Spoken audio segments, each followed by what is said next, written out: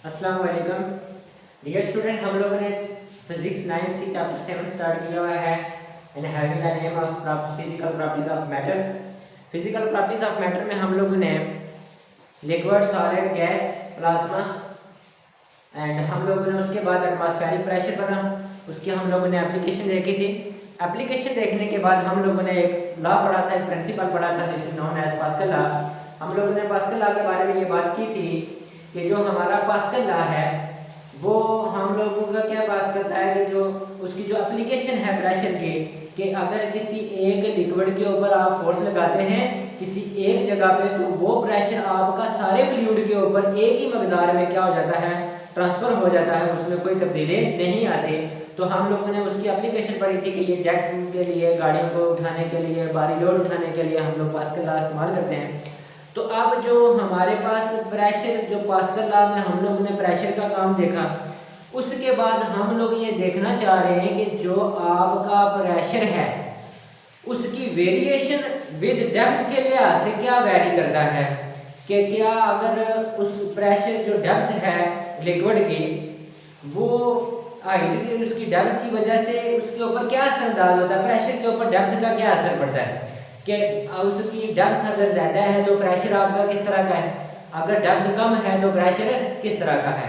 इसके लिए हमारे पास क्या किया गया है कि एक हम लोगों ने कोई बीकर सी ली है, उसके अंदर हम लोगों ने एक पानी भरा हुआ है सारा, इस सारे के अंदर हम लोगों ने क्या भर दिया, वाटर भर दिया है। क्या भर दिया है, वाटर भर दिया है। और उसके अंदर हम लोगों ने एक solid disc, let us suppose that कि यहाँ इसके अंदर एक सॉलिड जो डिस्क है, ठीक है, वो पड़ी हुई है, ठीक है, इस वाटर के अंदर। तो हम इस डिस्क के ऊपर, अब देखिए कि हम लोग के ऊपर पता, हमको पता है कि जब हम एटमॉस्फेरिक प्रेशर को डिस्कस कर रहे थे तो हम लोगों ने ये कहा था कि जो एटमॉस्फेयर का प्रेशर होता है वो उसके वेट के बराबर बाहर से हवा उतना ही प्रेशर लगा रही होती है जितना उसके ऊपर क्या होता है, उसका वेट होता है। तो अब देखिए कि ये हमारे पास क्या है, डिस्क है जो हमने वाटर के अंदर रखी हुई है।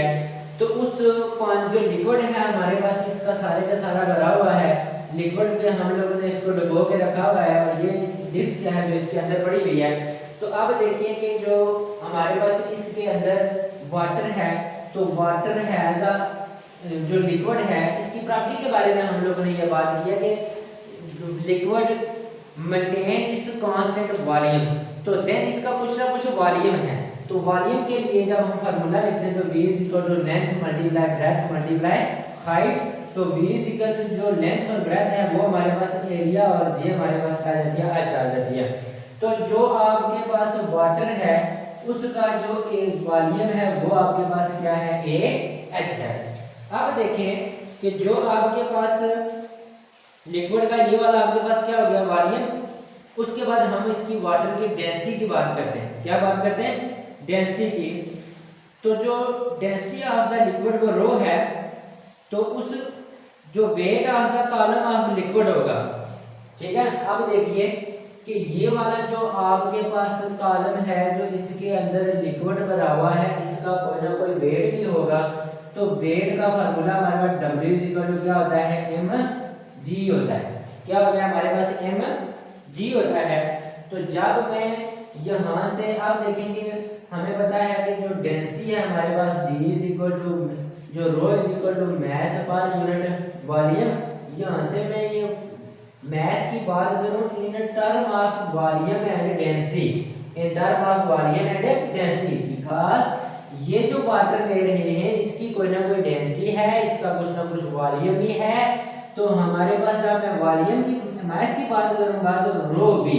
तो अब देखिए कि W इज इक्वल टू ये मास है, तो मास हमारे पास क्या आता है, रो जी वी। अब देखिए कि जो वेट है ये इज इक्वल टू इसके बराबर होता है, फोर्स के बराबर होता है, जो क्या करती है कि डिस्क एक्सपीरियंस करती है फोर्स, ठीक है, वेट ऑफ लिक्विड के बराबर।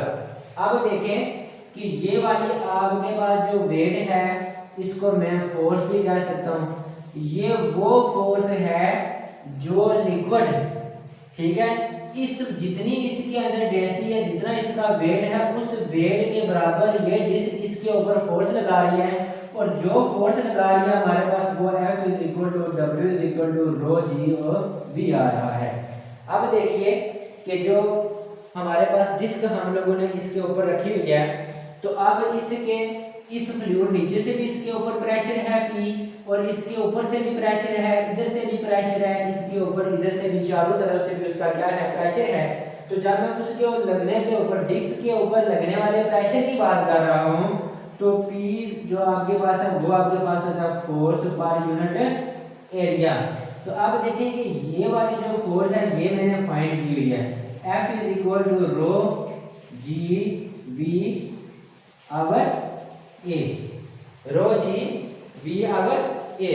अब देखें ये वाला जो वॉल्यूम है आपके पास, ठीक है, इसकी आप लोगों ने भी वैल्यू निकालेंगे, P = रो जी, और सबसे पहले आपने ये वॉल्यूम लिखा था, वॉल्यूम = A × H। तो आपके पास क्या आएगा, AH / A, ये वाला A कट देगा, तो P = रो आपके पास डेंसिटी है, वाटर की डेंसिटी कांस्टेंट है, G आपके पास ग्रेविटी है, ठीक है, वो भी आपके पास कांस्टेंट है, और एक चीज हमारे पास H आ गई। तो ये वाला आपके पास प्रेशर है P = रो जी H, कि जिसका हम लोगों ने देखना है कि हाइट के साथ प्रेशर का क्या लग रहा है। तो अब देखिए कि ये प्रेशर ये दोनों हमारे पास क्या है, कांस्टेंट है, तो P directly proportional to H means के प्रेशर जो है वो directly proportional to the depth of the liquid.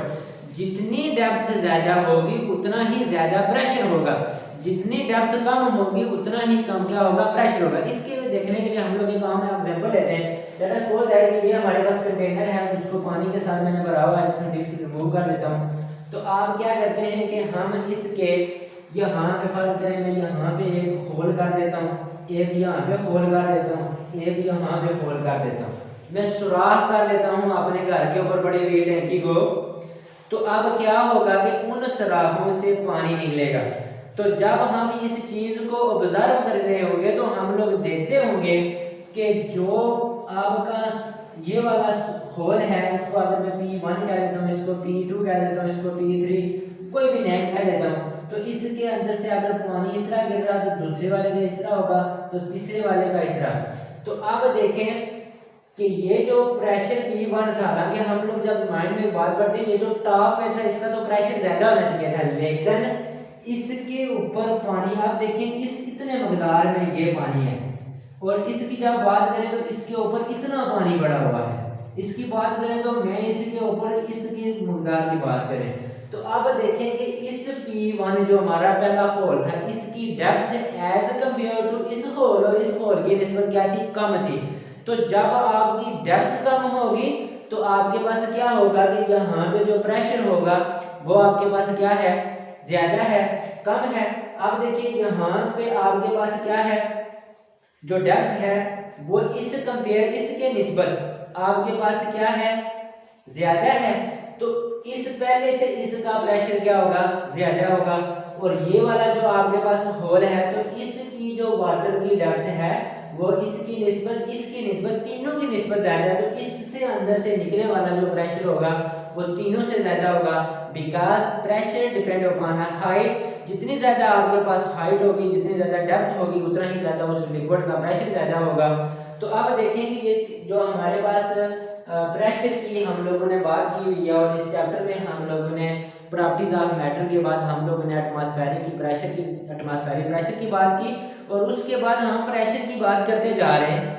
Pascal law ने भी प्रेशर को इस्तेमाल किया, और इसमें हम लोगों ने प्रेशर का रिलेशन निकाला कि डेप्थ के साथ प्रेशर का क्या इफेक्ट होता है, वो कितना होगा। वो हमारे पास क्या है, P = रो जी H, और P directly proportional to H है। जितनी ज्यादा हाइट होगी, ठीक है, उतना ही ज्यादा आपका प्रेशर क्या होगा, ज्यादा होगा।